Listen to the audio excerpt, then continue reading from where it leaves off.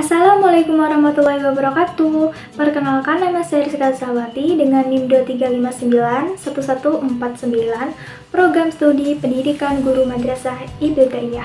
Nah, kali ini aku akan menceritakan tentang kisah kerajaan apa sih yang pertama kali masuk di Nusantara dengan mata kuliah Sejarah Kebudayaan Islam yang diampu oleh Bapak Noptario MPD.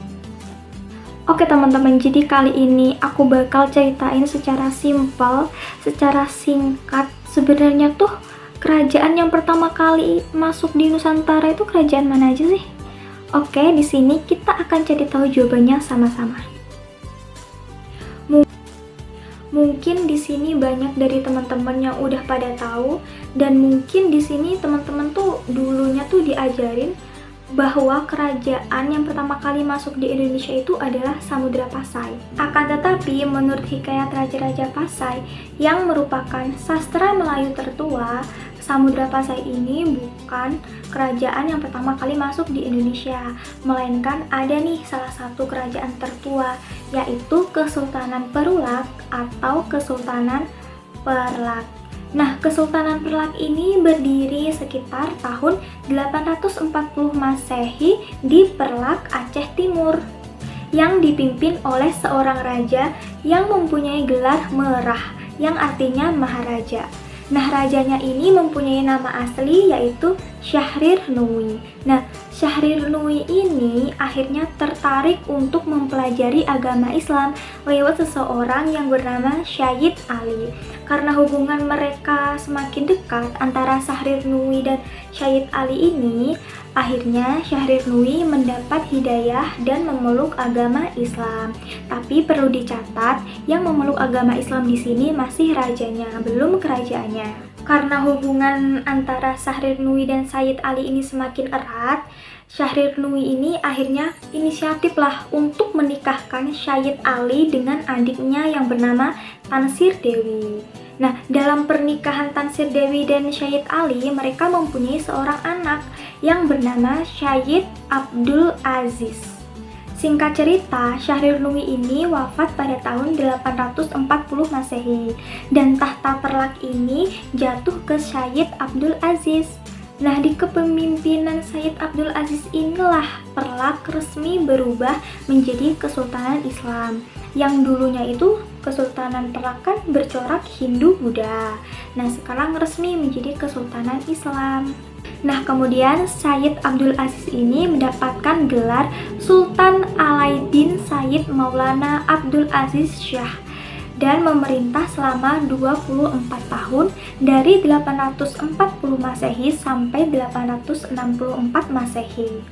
Kemudian Perlak ini sempat melemah karena adanya konflik internal, akan tetapi bangkit lagi yang dipimpin oleh sultan berikutnya, yaitu Sultan Makdum Alaiddin Malik Muhammad Amin II Johan Berdaulat pada tahun 1230 sampai 1267 Masehi. Nah, di bawah kepemimpinan Sultan Makdum inilah Perlak berdiri sangat pesat dalam pendidikan Islam dan penyebaran dakwah.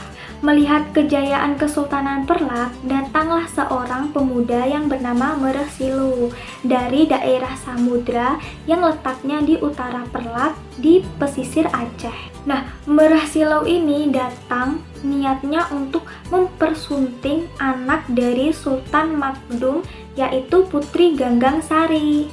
Nah, Merah Silu ini sudah memeluk Islam terlebih dahulu, dan setelah memeluk Islam, dia punya keinginan besar untuk mendirikan kerajaan Islam baru yang lebih besar di pesisir Aceh Timur. Untuk mewujudkan impiannya tersebut, Merah Silu ini menikahi Putri Ganggang Sari supaya dapat dukungan dari kerajaan Perlak. Dan pada akhirnya Merah Silu ini sekitar tahun 1267 Masehi, Merah Silu berhasil mendirikan kerajaan Islam baru yang bernama Kesultanan Samudra. Nah, jadi saat itu ada dua kesultanan. Yang pertama itu kan ada Kesultanan Perlak dan Kesultanan Samudra. Nah, Merah Silu kemudian menjadi raja pertama dengan gelar Sultan Malik As-Saleh. Di masa Kesultanan Sultan Malik As-Saleh, samudra ini sangat ramai dengan pedagang Arab dan Persia.